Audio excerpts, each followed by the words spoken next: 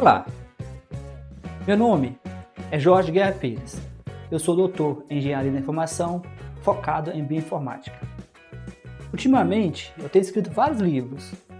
Eu decidi dedicar parte desses livros ao conceito de divulgação científica. Então, neste podcast, você vai ver vários episódios sobre assuntos bem variados. Esses assuntos envolvem política, religião, e todos eles tentam trazer a ciência para um público geral. Meu desafio é transformar aquilo que é acadêmico em algo popular. Por isso, em um dos projetos relacionados, eu chamo de Ciência Popular, que é o nome do site que está conectado a esse podcast. E outros vários projetos como no YouTube. Então, você é convidado a compartilhar, a deixar as pessoas saberem desse projeto e que possamos alcançar um número máximo de pessoas. Então, boa experiência e bom aprendizado. Olá a todos. Nesse vídeo, eu queria fazer mais um react, né? Mais um debate, né? E aqui eu vou fazer um react, um comentário de um debate que tinha 3 cristãos versus 3 ateus. Pelo que eu pude ver, do lado dos ateus, todos eram ateus profissionais, né? Ou seja, são ateus que já têm uma presença online forte, né? Isso é importante porque isso explicaria, vamos dizer, o bom desempenho, né, da parte dos ateus, né? Teve um excelente desempenho. E uma explicação é essa, que são ateus que já têm uma certa experiência. Do lado dos cristãos, eu não verifiquei as redes sociais, né? Porque eu realmente não me interesso muito pela apologética cristã, a não ser que seja em debate, né? O meu interesse é ver os cristãos debatendo, os cristãos que defendem a fé. Para quem não sabe o que é uma apologética cristã são os cristãos que tentam defender a sua fé diante da razão, né? Nem todos os debates que eu vi, né, eu tenho visto muitos debates, tanto em inglês quanto em português, a maioria são em inglês, porque em inglês tem muito mais debates, nem sempre isso acontece, né? Eu já vi debates no qual as pessoas, do lado cristão, eles se recusavam ou não sabiam usar uma apologética, né? Eles queriam debater os ateus usando fé, né? Como se a fé deles fizesse qualquer sentido para o ateu, né? Quando a gente vai fazer um debate, eu acho que é muito importante, em geral, que tenha um terreno em comum, né? Não faz muito sentido você debater um ateu e usar como argumentação a Bíblia diz, né? Ou seja, a não ser que tenha um contexto específico para discutir, né? Esse debate achei que ficou muito bom, mas como eu disse, do lado dos ateus são todos ateus profissionais, ou seja, são ateus que já têm uma presença online, então não são ateus que eu diria tímidos, né? Ou seja, são ateus que já têm uma presença online.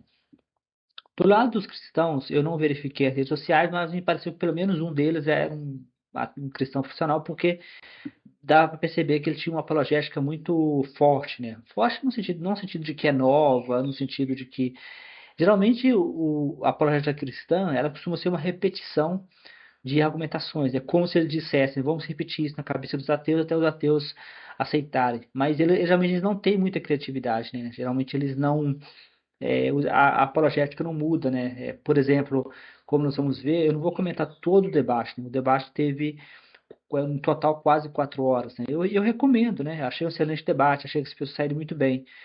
E também o que me chamou a atenção no debate, comparado com os debates em inglês, que acaba trazendo, né, para o Brasil, né, os assuntos que interessam aos brasileiros, né? Ou seja, você nota que as pautas vão mudando, né? No caso, muitos debates nos Estados Unidos, eles meio que refletem o conflito que está acontecendo entre fé e razão e que acaba se refletindo na sociedade e no Congresso, né? Ou seja, o que aparece muito nesse debate, tanto em inglês quanto em português, é a constante intrusão do cristianismo na política, né? Ou seja, geralmente esse que é o ponto que os cristãos geralmente não entendem. Tanto em inglês quanto em português, você não vê o cristão entendendo o que está sendo dito, né? Não está sendo dito que ele não pode ter a fé dele, não está sendo dito que os ateus são contra a fé cristã. E geralmente eles não entendem, tanto em português quanto em inglês, né? Eles parecem totalmente surdos a isso, né? Quando você fala isso, você explica para os cristãos isso, é como se você, em geral, é como se você estivesse falando com uma parede, né? Com uma pedra, né? Eles ouvem tudo, exceto quando você diz para eles, ó, nós não somos contra a fé cristã, né? Talvez exista ateu que seja contra a fé cristã, mas isso não é algo sistêmico, não é a pauta principal do ateísmo.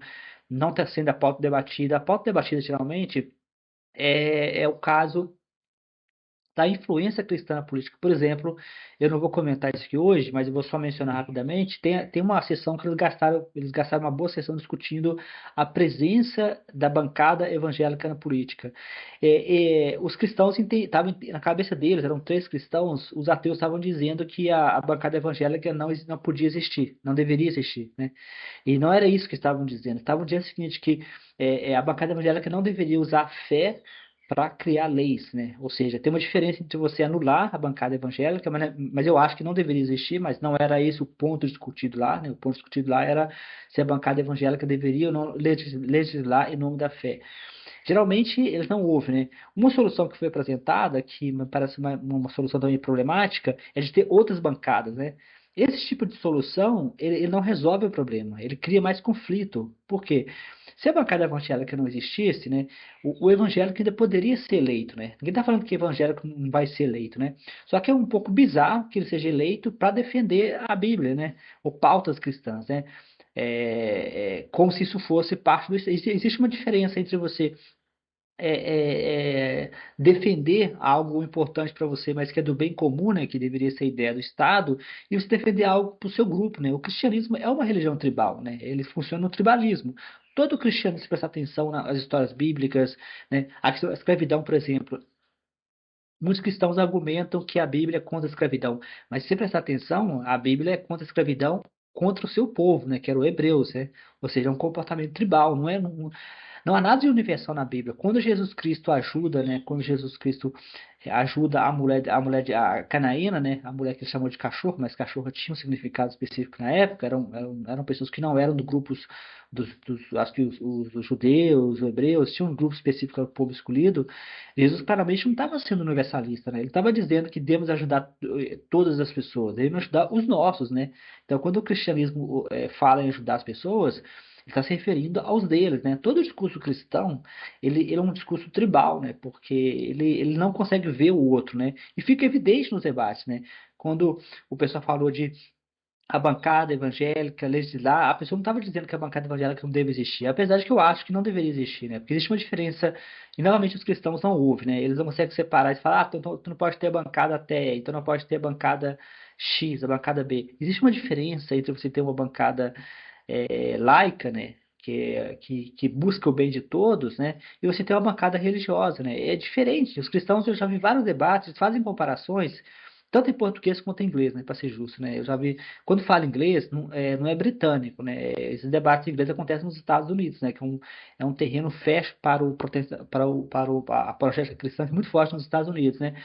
Eles fazem comparações que são bizarras, né? Eu já vi esses dias um debate entre ateus e cristãos, em inglês, né? Nos Estados Unidos. E me fala a memória agora a analogia que a pessoa fez. Mas a pessoa fez uma analogia que não tem pé nem cabeça, né? Os cristãos fazem isso o tempo inteiro. E aí ele compara a presença de bancadas LGBT, por exemplo, né? Ou seja, LGBT não é uma religião, é um grupo, né? Que geralmente é oprimido. Aí ele fala, não pode ter então a presença, por exemplo, da religião Umbanda, por exemplo, é o famoso caso das universidades, né? Os cristãos adoram, né? Você comparar a presença da religião africana nas universidades, que tem a ver com cultural, é uma espécie de reparação histórica, é uma espécie de reafirmação da cultura negra do Brasil, e tem a presença cristã, né? É como você falar que é, a raposa pode ficar no galinheiro porque o direito dela de estar em qualquer lugar. Então, se a raposa não pode estar no galinheiro, então a galinha também não pode, né? É uma comparação. O cristão faria isso. O cristão justificaria que uma raposa tem que estar no galinheiro. Se a raposa não está no galinheiro, então a galinha também não pode, né? É mais ou menos isso que é o raciocínio cristão, um raciocínio raso, né? Só por curiosidade, eu acabei de publicar um vídeo nesse canal que tem isso, né? Foi mostrado cientificamente, né? Um artigo científico, revisão por pares, com todo o processo, mais de 60 mil participantes, são participantes online, para deixar bem claro, mas são muito participantes, né? Eles mostraram que os cristãos, né, os religiosos, eles têm dificuldade, mas realmente é cristãos que se refere, né? No estudo, que o estudo é comparado com ateu, né? Quando você fala de ateu é geralmente uma oposição ao cristianismo, às religiões abraâmicas, né? Eles mostraram que os ateus se saem bem melhores, né, em situações de conflito, né? Que conflito? Situações de conflito é situações onde que você você ter uma resposta fácil, mas você precisa pensar na resposta antes de responder, porque a resposta fácil não é a correta, né? Por exemplo, né, um exemplo talvez fácil de citar, não são, talvez não tão fácil, mas tem um experimento científico, né, que foi feito, né, no qual eles pediam pessoas para fazer a associação entre pessoas de cor, né, ou seja, pessoas negras, e versus pessoas. Eles pediam para as pessoas fazerem associação associação, deixa eu ver aqui, peraí. Eles pediam para as pessoas fazerem associação, daqui a pouco eu coloco o fone de volta, né? Eles pediam para as pessoas fazerem associação entre pessoas de cor, né? Ou seja, pessoas negras, e algumas palavras, né? Geralmente, então, as pessoas tinham dificuldade de associar pessoas negras com palavras que envolviam sucesso, né? O objetivo era ver uma espécie de racismo dentro do nosso cérebro, né?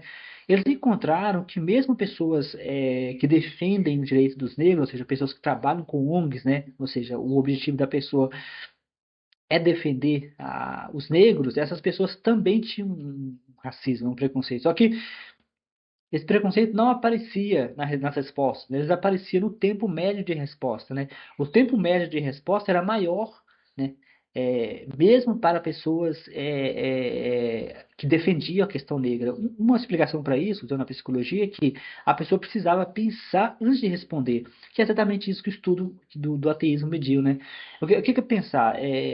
Nosso cérebro tem dois sistemas, né? Esses sistemas é bom deixar bem claro que o sistema um e o sistema 2 do Daniel Kahneman, ele não existe no cérebro.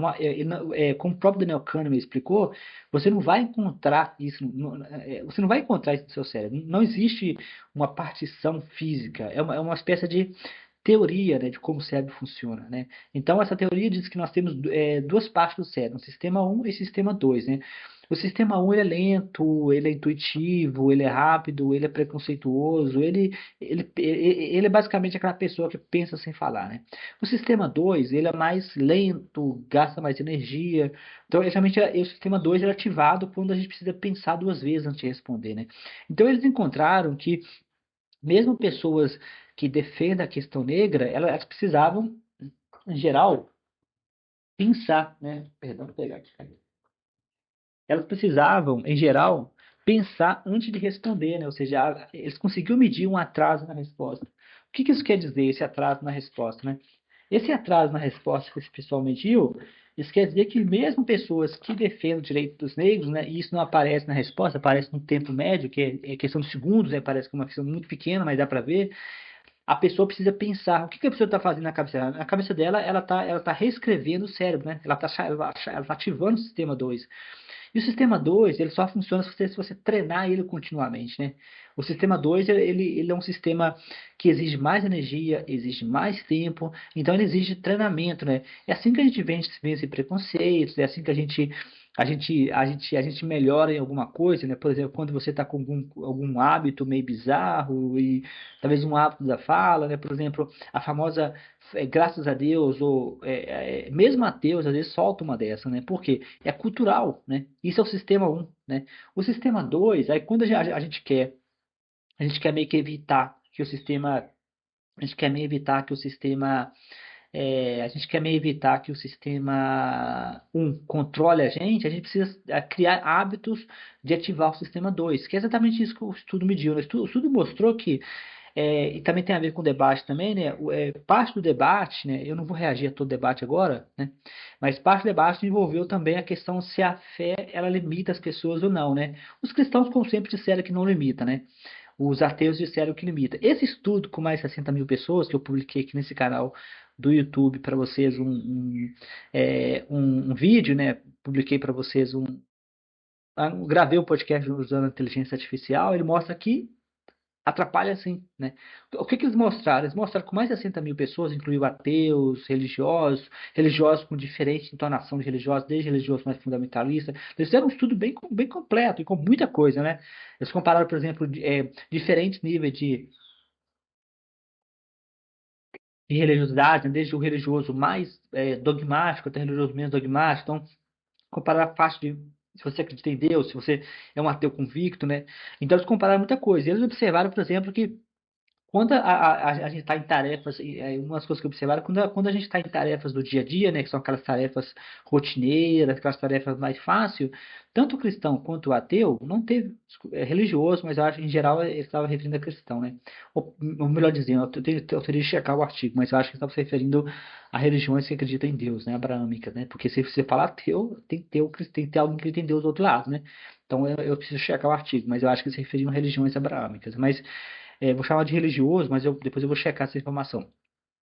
Então, observar o seguinte, que o religioso versus ateu, né? Em tarefas normais, né? Ou seja, tarefas que geralmente é feita pelo sistema 1, que não exige muito pensamento, são tarefas simples, são tarefas mais fáceis, não havia diferença muito entre o ateu e o religioso, né? O ateu e o religioso é quase a mesma coisa, o que responde o debate, né? Então, ou seja, em tarefas do dia a dia, tarefas mais corriqueiras, realmente a fé não vai afetar muita pessoa, né? A fé não vai causar muito dano para a pessoa, né? Em tarefas mais do dia a dia. Só que apareceu, nesse estudo, e isso ficou tão evidente que o número era um número grande, né, um número pesado, a diferença dizia o padrão foi grande entre ateus e religiosos, né, por religiosos acho que são religiões abraâmicas, porque é fácil de falar de ateu se você está falando de uma religião que não tem Deus, né? Então, eles observaram o seguinte, que agora quando você tem tarefas que exigem você pensar mais, ou seja, que eles colocaram, chamam de tarefas com conflito, né? Tarefas com conflito são tarefas que exigem mais atenção, né? Que exige você, que tem pegadinhas, vamos se dizer, né? São tarefas de conflito, né? Como aquela brincadeira que o pessoal faz, então a brincadeira que o pessoal faz de você escreve algo em vermelho, escreve em vermelho, mas escreve a palavra azul, mas escreve a palavra azul em vermelho. Você vê que seu cérebro tem conflito, né? Porque a palavra está em vermelho, mas a letra diz azul, né? Então, ou seja, conflito, né? Eles simularam esse tipo de conflito. Então, os ateus saíram melhor em tarefas de conflito. O que quer dizer na prática? Quer dizer na prática, por exemplo, no caso do racismo, por exemplo, do exemplo que eu dei do racismo, o ateu muito possivelmente vai ter mais habilidade de ignorar, porque todos nós somos racistas, infelizmente, né? Isso é porque isso é cultural, né? A gente aprende culturalmente, né? Para a gente se livrar do racismo, você demora muito tempo, né? Muito tempo a gente se livrar do racismo, né? Porque o racismo é estrutural. Então a gente precisa, então, o ateu conseguir se livrar do racismo mais fácil, juntando dois estudos, né? Esse estudo de 60 mil pessoas, mais um outro estudo que eu vou deixar para vocês. Esse estudo aparece no livro Fora de Série, do Malcolm Gladwell, né? Que é um livro estudo, ou fora de série, ou no livro dele Estranhos, né? Falando com Estranhos, Talk to Strangers, não lembro, um desses dois livros que ele fala disso, né? Mas se você juntar os dois, o ateu estaria mais propenso a ser menos preconceituoso. Por quê? Porque como o ateu ele consegue ativar mais o sistema 2, isso foi comprovado, não é minha opinião, está comprovado cientificamente, é, o ateu ele conseguiria desligar essa vozinha que a gente não se livra dela, né? A gente sempre vai ter essa vozinha, por quê? Isso foi impregnado em nós, né? Isso foi impregnado em nós, essa coisa de que o preto é inferior, né? Todos nós vamos ter uma vozinha, né? Isso não vale só para o racismo, isso vale para a violência também, né? Eu, por exemplo, luto muito contra a violência interna minha, né? Ou seja, porque nós crescemos em uma sociedade violenta. Então, muitas vezes, a gente precisa estar o tempo inteiro pensando, evitando apelar para. Violência são várias formas de violência, desde violência verbal, violência física, né? Eu penso dentro de mim coisas violentas, né? Na minha cabeça. Às vezes, quando estou em conflito com alguém, eu penso na minha cabeça em resolver aquilo na base da porrada, né? Ou seja, esse seria o sistema 1, né, da nossa, né? Que é o sistema que está sempre procurando respostas rápidas, respostas fáceis. E o processo de treinar o sistema 2 por exemplo, a comunicação não violenta. A comunicação não violenta é basicamente o sistema 2, né? Por quê? A comunicação não violenta, e nós tivemos nesse canal o Bruno Goulart, ela exige que você aprenda, você se treine a pensar duas vezes antes de falar, né? Aí tem aquele processo da observação, aí você vai trabalhando com paixão, né? Não é um processo fácil, né? O Marshall Rosenberg, antes de morrer, ele confessou que ele nunca se livrou do chacal dele. Chacal seria o sistema 1, né? É uma palavra bonita, é um nome dado ao sistema 1, né? Que é aquela nossa vontade de resolver as coisas na base da violência.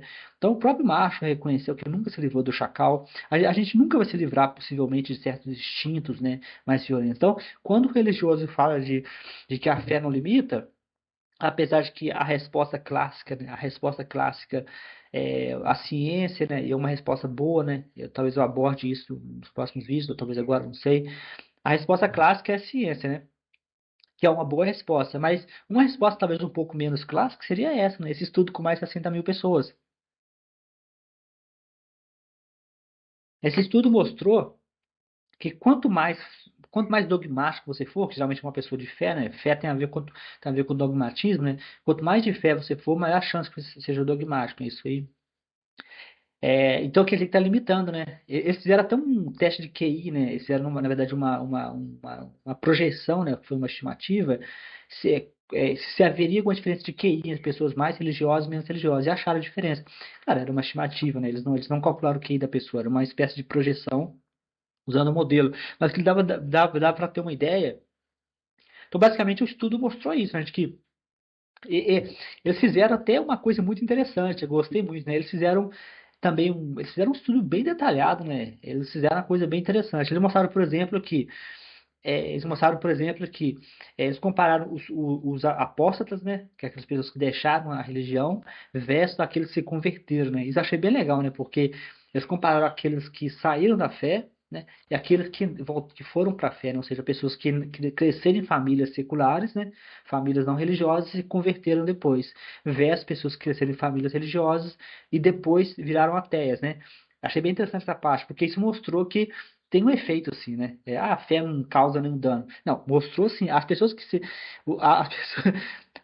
se converteram perderam habilidades lógicas, né? Ou seja, perderam aquela habilidade. Isso talvez existe talvez inúmeras explicações, os autores acabam um artigo científico para quem não tem, para quem não está acostumado, é muito difícil escrever um artigo científico, especialmente porque o vocabulário tem que ser calibrado, né? Você tem que ser cuidadoso, né? Muito cuidadoso. Então os autores acabam não especulando muito em um artigo científico, mas eu especularia de que isso tem a ver com hábitos, né? Porque a religião, especialmente o cristianismo, as religiões abraâmicas, né? As religiões da fé, elas incentivam as pessoas a não pensarem, a não serem críticos, né? Por exemplo, no meu livro de Bíblia, né? A Fábrica de Absurdos, eu uso como exemplo as últimas palavras de Jesus na cruz, né? Eu nunca ouvi um único cristão apontar incoerência nas falas de Jesus, né? São quatro evangelhos, quatro frases diferentes. As frases são incoerentes, né? Elas não são, tipo, variações da mesma palavra, são incoerentes mesmo, né? Eu nunca vi muitos cristãos que eu vi usando as palavras de Jesus na cruz, eles usam como se fosse uma caixinha de reflexões que você pode puxar na caixinha, a reflexão do dia, né? Só que não é isso que a Bíblia é. A Bíblia é um livro. A Bíblia é um livro que é uma história.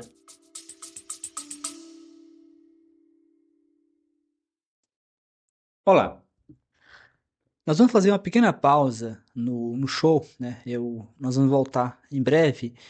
Eu queria fazer uma pequena pausa para falar um pouco para vocês dos meus livros, né? Eu tenho vários livros publicados na Amazon e muitos deles têm sido focados no conceito de divulgação científica. Então, aqui nós vamos fazer uma pequena pausa para poder falar desses livros, né? Que eu acho que pode ser bastante valioso para a minha audiência desse podcast.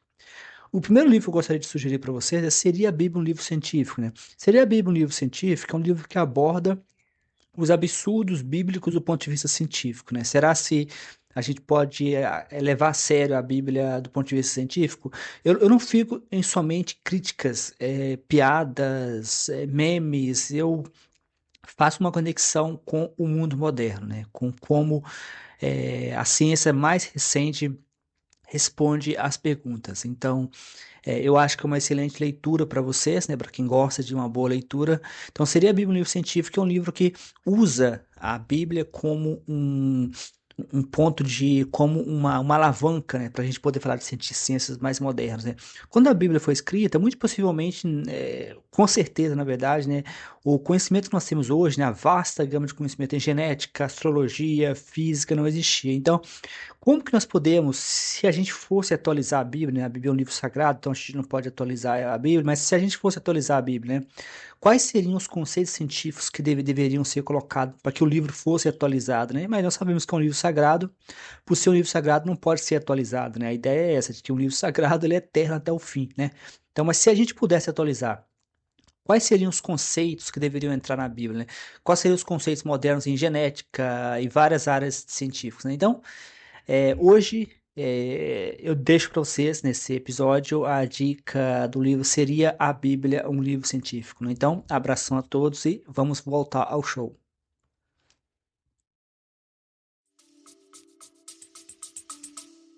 Ela deveria fazer sentido, né? Muitos cristãos acreditam que é uma biografia de Jesus. Então, é uma história, pelo menos na cabeça do cristão. Se é uma história, não deveria haver essa incoerência. Então, eles pegam, Jesus disse, perdoais o Pai, porque eles não sabem o que fazem, né? Ou seja, Jesus mostrando perdão mesmo no sofrimento, ele mostra perdão, né? Ele mostra dignidade. Se você pensar em uma caixinha, você pensa em uma caixinha de pensamentos sábios, ok, não tem nenhum problema, né? Jesus seria um sábio que solta algumas palavras de tempos em tempos que são sábios, né? Curiosidade, o Evangelho de Tomé é exatamente isso. O Evangelho de Tomé é Jesus apenas um sábio no Evangelho de Tomé, que, não sei, que é um apócrifo, né? O Evangelho de Tomé não entrou na Bíblia, mas o Evangelho de Tomé, eu comento na Bíblia, fala que isso é absurdo, mas o Evangelho de Tomé é isso, Jesus como um sábio, né? Jesus não tem milagres, Jesus não faz nada, Jesus é apenas um sábio, né? Então, se você pensa em Jesus como sábio, como muitos cristãos parecem pensar, você vai e puxa uma frase bonitinha dele antes de morrer, por exemplo, perdoai, Pai, porque eles não sabem o que faz, né? Essa é uma frase bonita, né? O cara tá sofrendo, né? O cara tá na cruz, pendurado, né? Foi chicoteado, traído, tudo mais, e o cara fala isso, né? É uma frase bonita, mas o problema é que isso não é uma frase fora de contexto, né? É uma frase que tem uma história, né? Ou seja, é uma biografia, né? Então, o cristão consegue conviver com esses conflitos, né? Então, por isso que eu acho que quando o cristão se converte, quando alguém, um ateu, um secular, se converte ao cristianismo, ele perde habilidades, como o estudo confirmou, né? Mais de 60 mil pessoas, não é a minha opinião, né? O estudo confirmou isso, ele perde essas habilidades, né? Que é a habilidade, por exemplo, de ver lógica, né? Isso é uma habilidade que, como eu comento nos meus livros, introdução à pesquisa científica, eu tenho um manual do jovem pesquisador, eu comento isso, que as habilidades científicas, elas não são dadas, né? O cientista, ele não aprende uma vez ser cientista e pronto, acabou, não. O processo de um cientista é um processo contínuo, né? O cientista ele tem que estar sempre se renovando, repensando, relembrando, né? Eu, por exemplo, tenho que me relembrar o tempo inteiro do método científico, certos cuidados na escrita, porque não é um processo natural. Só que as religiões abraâmicas, né, especialmente o cristianismo, eles incentivam as pessoas a criar um vício para os cristãos, a intuição, né? O que que é a intuição? A intuição é aquilo que vem na cabeça, né? Na sua cabeça. Para eles, a intuição é a coisa mais importante. Então, eu sinto Jesus Cristo, né? Ou eu sinto que Jesus falou comigo, ou eu sinto que Jesus está me chamando, né? Isso é intuição, né? A pessoa, ela se deixa ser levada pelo coração. O coração é isso, o coração é o sistema um, né? A famosa fase do coração, né? O Jesus está no meu coração, eu sinto Jesus Cristo no meu coração. Isso é o sistema um, é você deixar a intuição naquele sentimento de estar certo e tudo aquilo que a gente faz, né? E tudo aquilo que a gente faz com frequência, né? Que a gente repete, que a gente mantém, que a gente fica repetindo, a gente se torna bom, né? Se você é uma pessoa e o cristianismo, acho que o cristianismo é uma religião muito curiosa, porque isso não tem nada a ver com o Deus existir, o Deus não existir, o cristianismo ser correto, ser correto, mas o cristianismo é uma religião que foi, com o tempo, aprendendo a psicologia humana, né?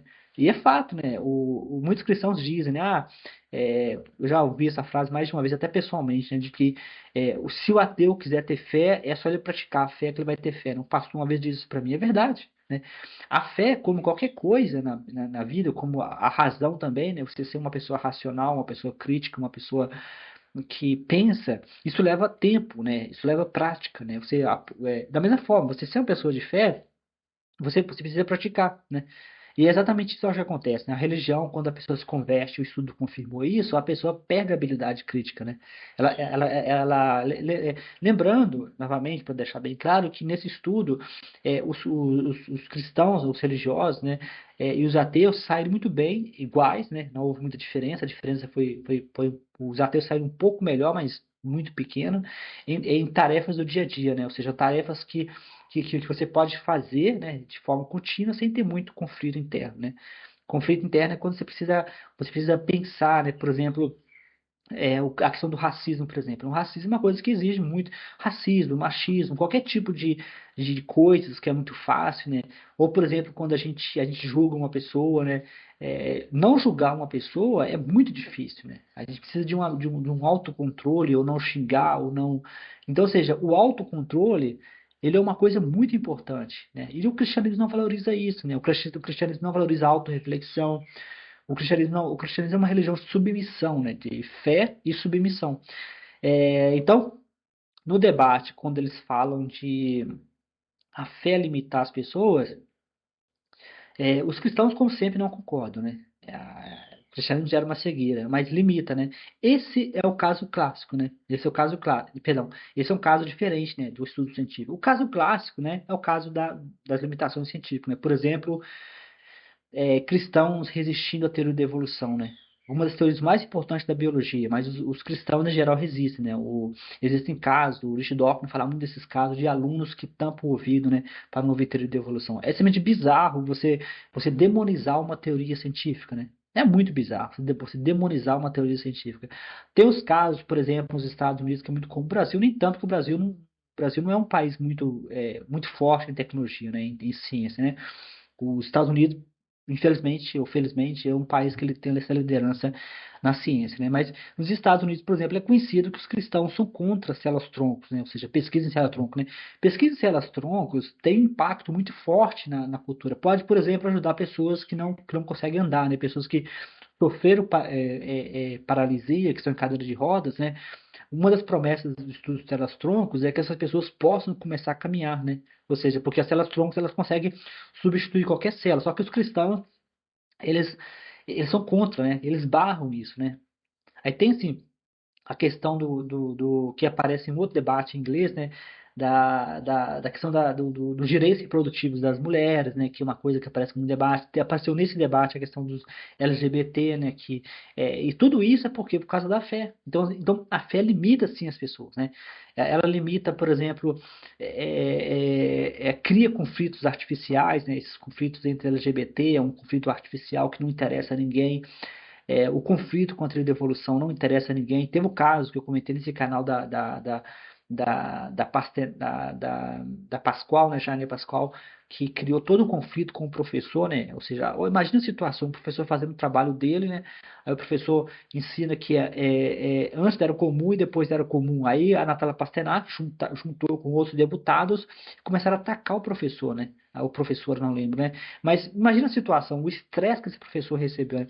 Como se não fosse suficiente toda a violência interna que já acontece dentro das escolas, isso já é bem documentado, que a escola é um espaço muito violento no Brasil, ainda assim a pessoa tem que lidar com a violência vindo do Congresso, né? Que é onde que eles deveriam ajudar as escolas, né, dar uma boa educação para a população. O que eles fazem? Eles criam um conflito artificial, que é antes de Cristo, depois de Cristo, aí eles começam a criar esse conflito. Então, para mim, a afirmação de que a fé não causa danos, né, é totalmente falsa, né, completamente falsa, né? A gente não deveria ensinar as pessoas a ter fé. A fé não deveria ser ensinada, né? A fé não é boa, a fé é uma coisa péssima, né? Ela ensina as pessoas a confiar demais na intuição, né? Como já comentei no estudo científico, mais de 60 mil pessoas, e o estudo científico confirmou isso. Ela ensina as pessoas a criar inimigos artificiais, né? Como o próprio o ateísta Anthony Gray, né, diz, na opinião dele, eu concordo plenamente, de que proibir uma pessoa de aprender a teoria de evolução, né? Lembrando que os cristãos querem proibir todas as pessoas, né? Eles querem tirar a teoria de evolução do currículo escolar. O que é o seguinte, que se um cristão não gosta de teoria de evolução, porque é ofensivo para eles querem remover isso do currículo, né? Ou seja, não é que eles não querem aprender eles mesmos, né? Não é que, eu sou cristão, então eu não vou, eu vou aceitar ser reprovado em biologia porque eu não quero aprender teoria de evolução. Não, eles querem remover do currículo, né? Ou seja, essa que é a diferença. E, novamente, em vários debates que eu assisti, tanto esse quanto debates em inglês, né? Inglês quer dizer nos Estados Unidos, os cristãos são surdos, né, com relação a isso. Você fala para eles isso, eles não entendem, né? Eu já conversei com alguns pastores, né? Existe uma diferença entre você e nos debates os ateus falam isso, mas os cristãos não ouvem, são surdos mesmo, né, com relação a isso, de que existe uma diferença entre você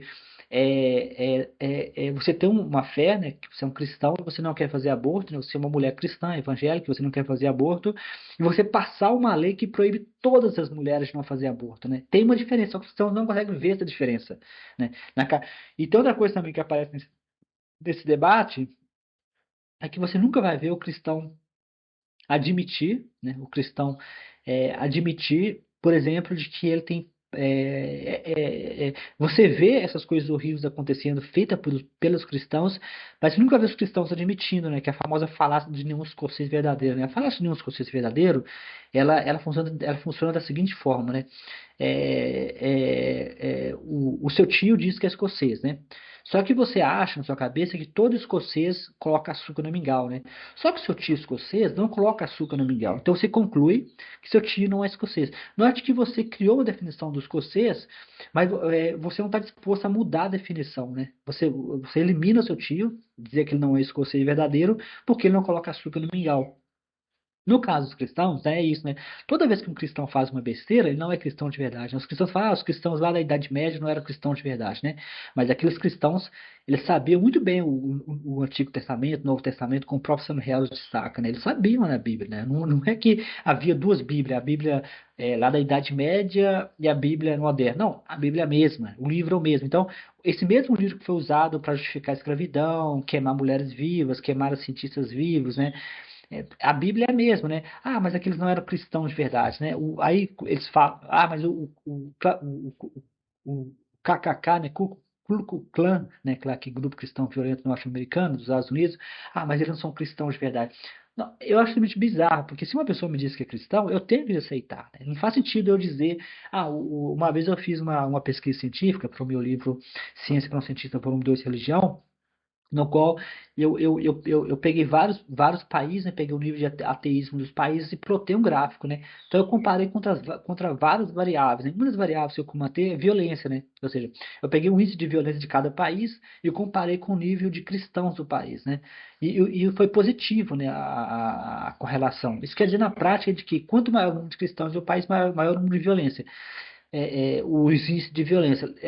Lembrando, isso não é causa e efeito. Não quer dizer que o cristianismo causa violência, mas isso quer dizer, mas dá para você concluir que não existe nenhuma correlação entre cristianismo e menos violência, que é uma das teses que os cristãos adoram vender, né? Porque eles adoram vender que o cristianismo cria uma moralidade superior, né? De que o ateísmo é responsável pela violência. Não, esses gráficos mostram, eu já fiz gráficos também com ateus versus violência, né? O maior número de ateus costuma ter um nível mais baixo de violência, né? Nível de homicídio, coisa e tal. Normalmente, isso não é causa e efeito, né? Isso não é causa e efeito. Então, e essa pessoa me respondeu, nesse amigo próximo cristão, né? Concurso superior. Curso superior no sentido de que ele sabe isso, né?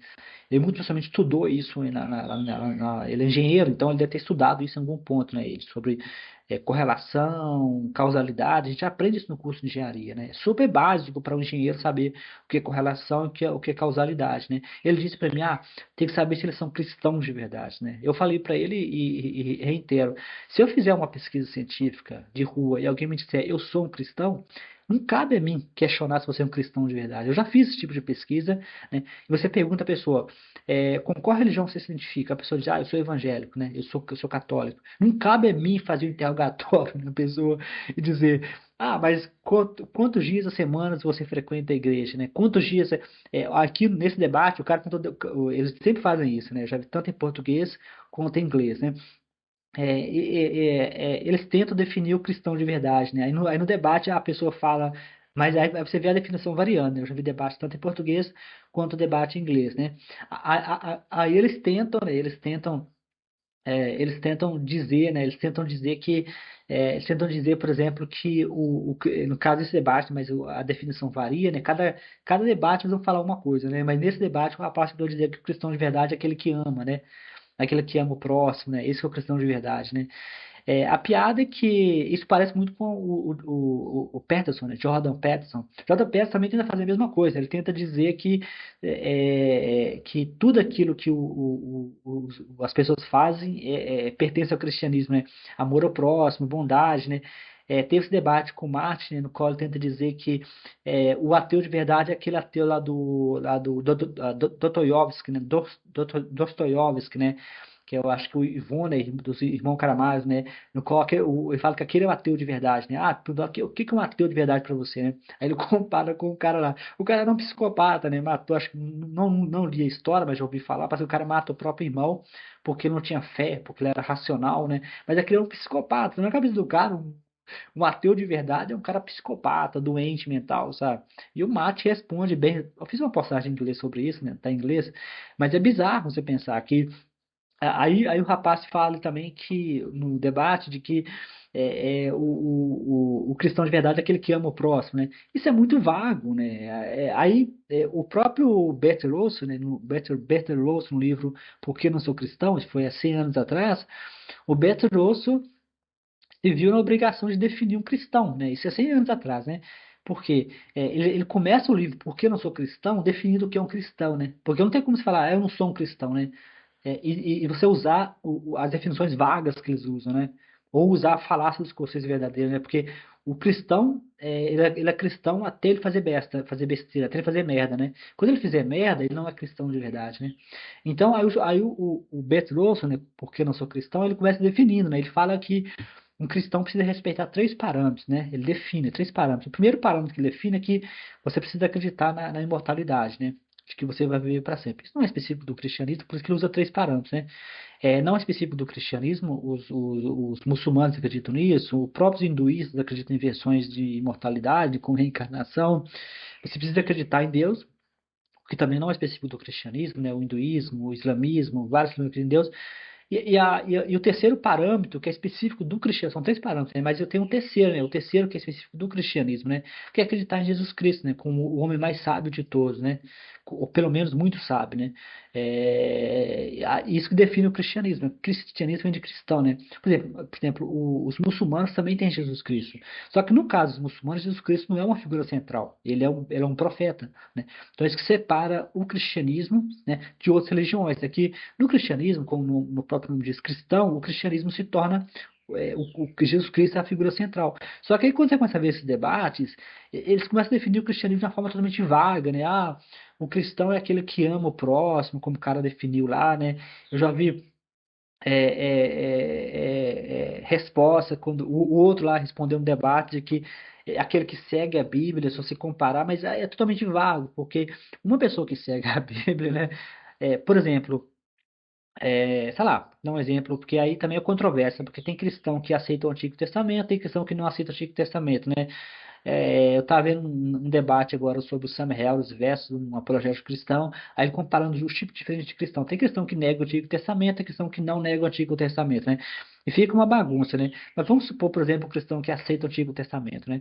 Então, quando Ló faz sexo com as duas filhas, né, engravida as duas filhas, então uma pessoa que fizer isso é um cristão de verdade, né?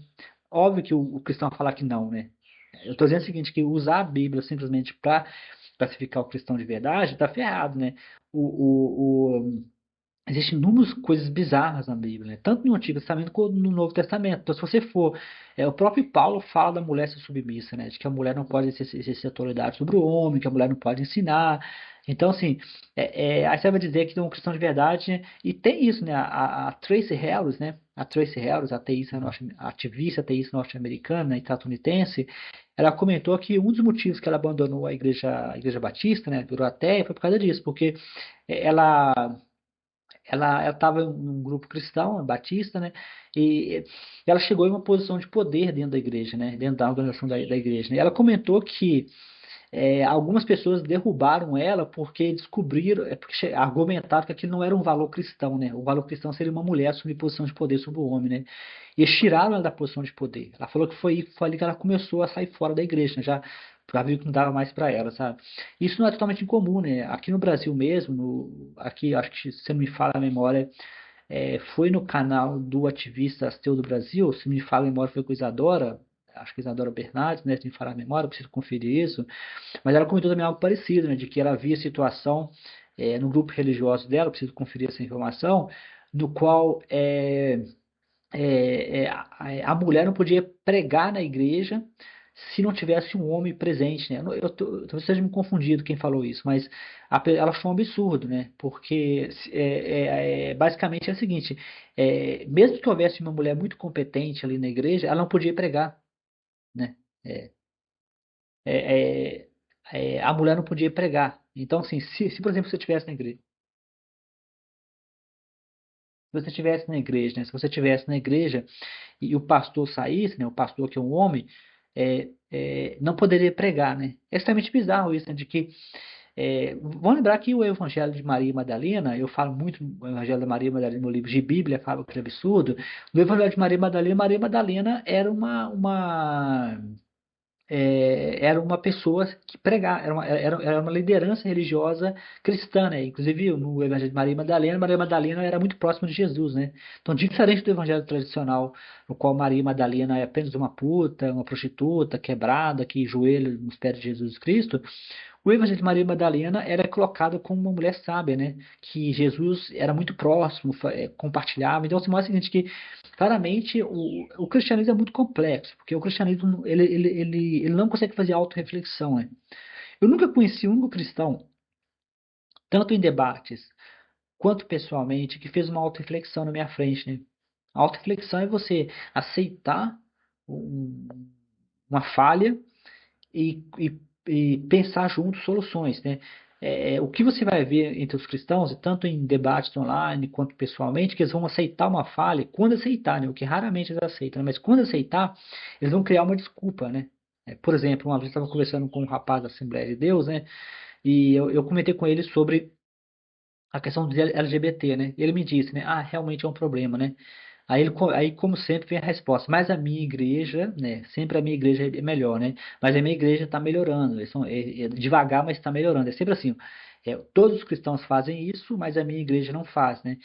Uma vez eu conversei com outro pastor também da Igreja Batista, ele comentou comigo da seguinte forma, né? Ah, mas aqui haviam vários gays jovens, né? Mas depois que eles cresceram, eles abandonaram a igreja, né? Mas em nenhum momento ele perguntou por quê, né? Ou seja, lembrando que jovem quer dizer que os pais, muito provavelmente, mandavam ele para a igreja, né? Quando eles ganharam idade suficiente, eles cascaram fora.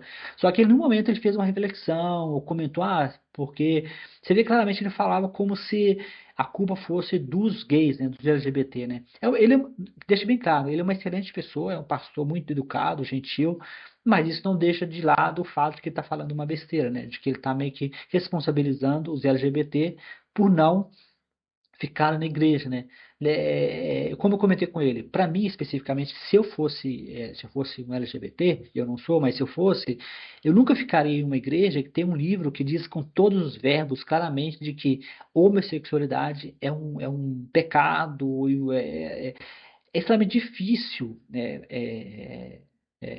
Você ficar num espaço como esse, né? Eu acho que é, é extremamente bizarro. Pessoal, eu acabei me alongando bem mais do que eu gostaria, né?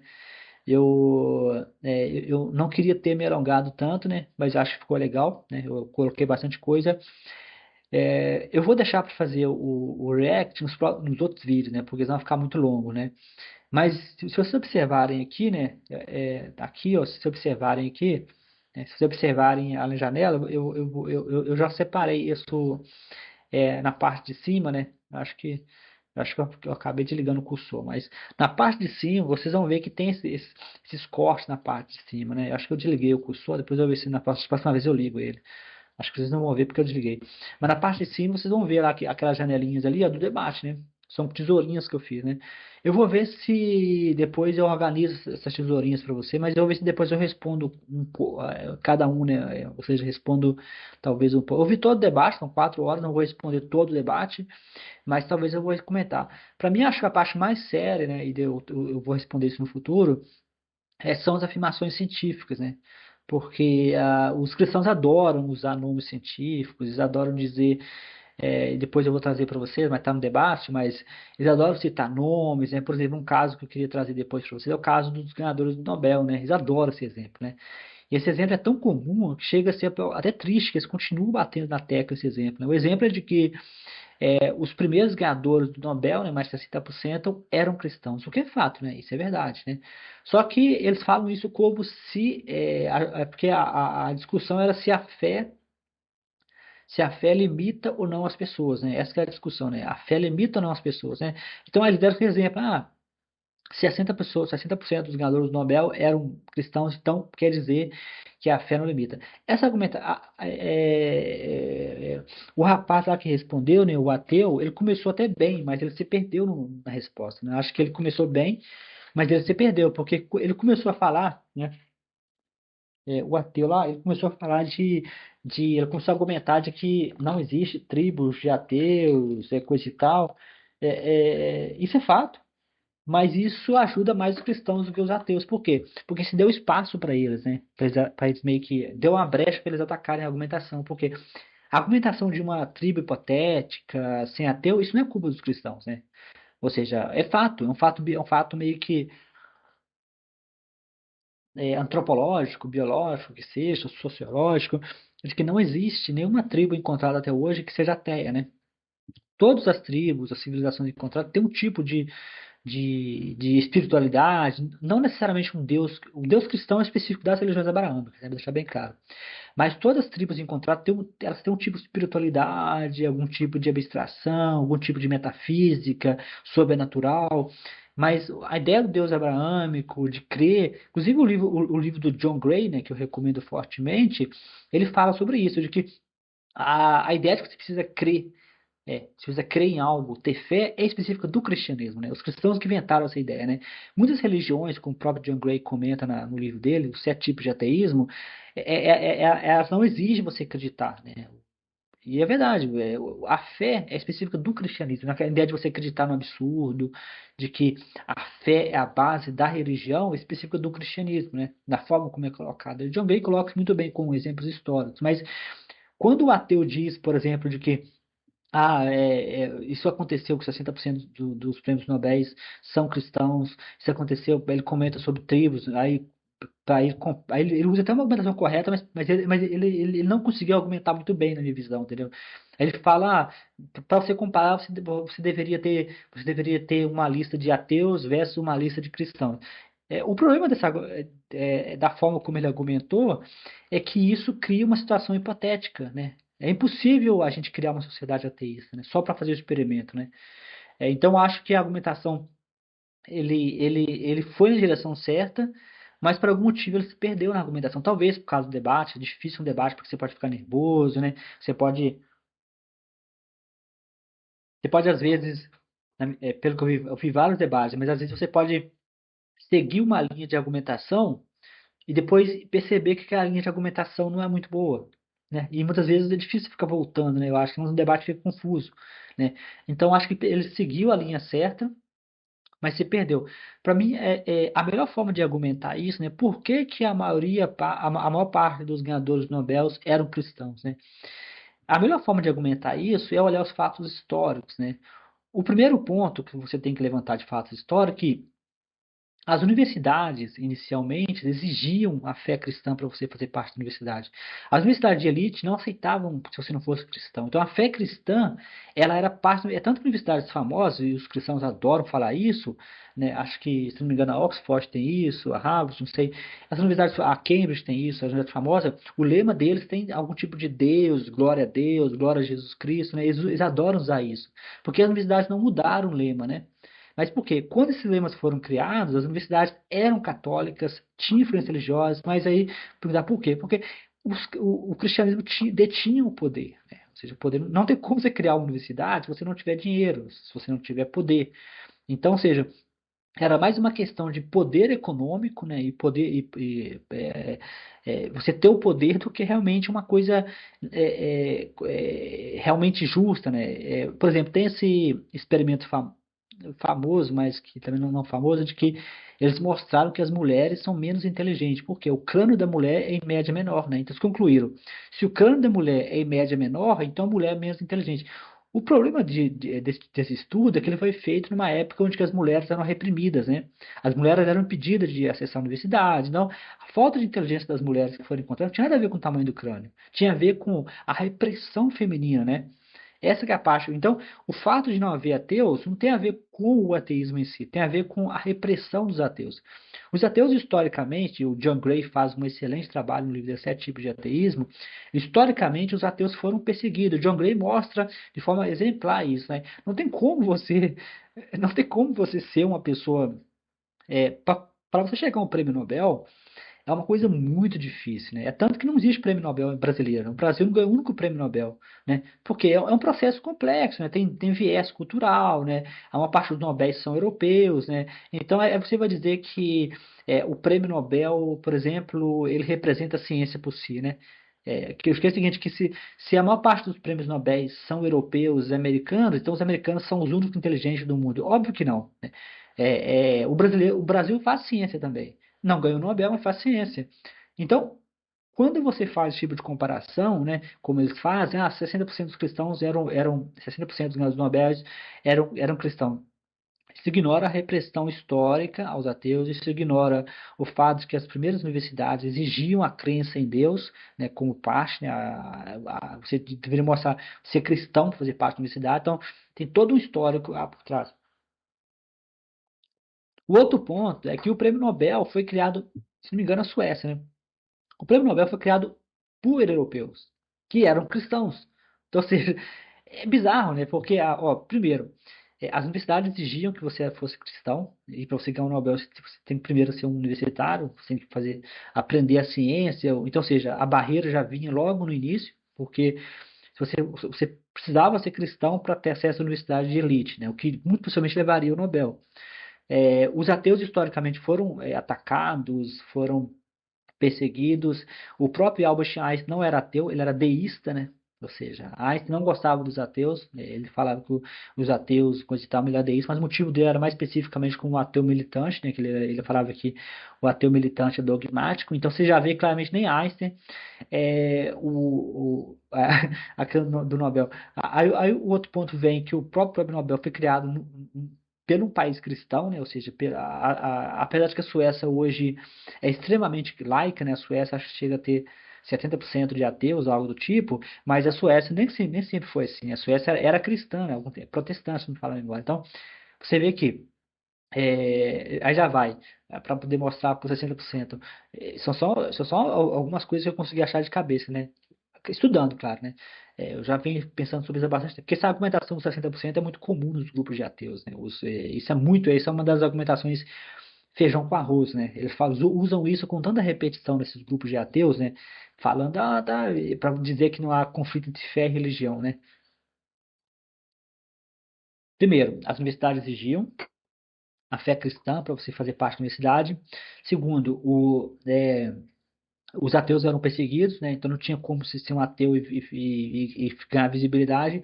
Terceiro, o Nobel foi criado por um país cristão, né? Que era a Suécia, né? Ou seja, por uma região cristã.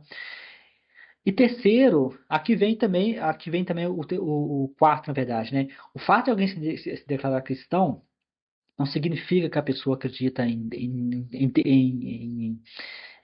Deus como um cristão convencional. O termo cristianismo é muito. O próprio Rousseau, né, que foi há 100 anos, em 1930, já falava isso no livro dele. O termo cristão é muito vago, né? Tem gente que define cristão como alguém que nasce em um país cristão, né? Isso aparece no prefácio do livro Por que Não Sou Cristão, do Bertrand Russell.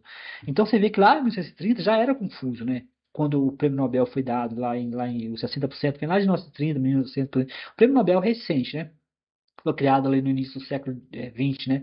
O final do século XIX, não sei. Mas é recente. Então você já via que mesmo lá perto do Prêmio Nobel já era confuso o que é ser um cristão, né? O Bertrand Russell ele definiu o que é um cristão, porque os cristãos não conseguiam definir o que é um cristão. Então, para poder falar por que não sou cristão, no livro dele, né, do Bertrand Russell, ele teve que definir primeiro o que é um cristão, porque os cristãos não conseguem definir entre eles o que é um cristão.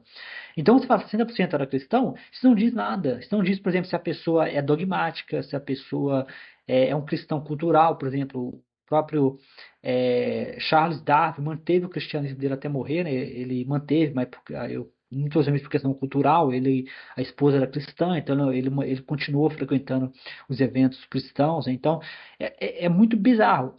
Aqui vale outro ponto importante também. O cristianismo ele não atualiza a sua lista de cristãos, né? O Vaticano, por exemplo, se você for batizado, você vai ser cristão até morrer. José Saramago, ganhador do Nobel, por exemplo, de literatura, ele era ateu, e era um ateu ativo. Mas se você pegar, se o José Saramago não fosse famoso, né, fosse tipo, ganhou o Nobel, mas não fosse uma pessoa pública, você poderia falar que ele era cristão, porque ele foi batizado. Então, tecnicamente, você acharia o nome dele na lista de batismo, né? Só que como Jesus Saramago era muito vocal, não tem como o cristão dizer que ele era cristão. O próprio Albert Einstein, né, os cristãos diziam que Einstein acreditava em Deus. Só que felizmente Einstein saiu em público, né, para se defender, né? E claro, os cristãos reagiram com violência, né, ameaçando, com cartas vindo de bispo, né, que ameaçaram Albert Einstein. Felizmente, na época, os cristãos não tinham poder de expulsar o Albert Einstein dos Estados Unidos, mas eles ameaçaram, né? Então, se dependesse dos cristãos, Albert Einstein teria sido expulso dos Estados Unidos, né? Então, o ponto é esse. É ser cristão, quer dizer, nada. Aí vem agora, aí eu tenho que se perguntar, e agora? Como está a situação? A maior parte dos nobéis não acredita em Deus, né? O número de cristãos, de cristãos nos ganhadores do Nobel, ou seja, cientistas de elite, não chega nem a 4, 7% mais. Então, ou seja, você começou lá com 60%, que foi no início do Prêmio Nobel, e hoje você não chega nem a 4%. Né? Por quê? O que mudou nisso tudo? Mudou que hoje você pode ser ateu livremente. Né? O que mudou? Mudou que você não precisa mais ter medo de ser ateu. Então, se você for comparando a evolução, você vai ver que Steve Hawkins, por exemplo, não teve nenhum medo de dizer que era ateu. Né? Falou, eu sou ateu na lata mesmo. Né? Mas ele é recente. Aí você pega Albert Einstein, que era mais tímido, não queria falar que era ateu, falava que era deísta, que era Deus de Spinoza. Aí você pega Carl Sagan, por exemplo, que falava que era.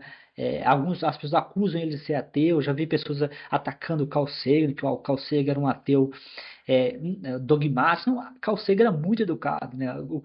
O que você vê o Carl Sagan era um agnóstico. Ele não era um ateu. Né? Ele não se definia como ateu, ele era definido como agnóstico, porque ele era muito educado. Né? Ou seja, mas mesmo assim, os mesmos religiosos atacando o Carl Sagan. Né? Eu já vi.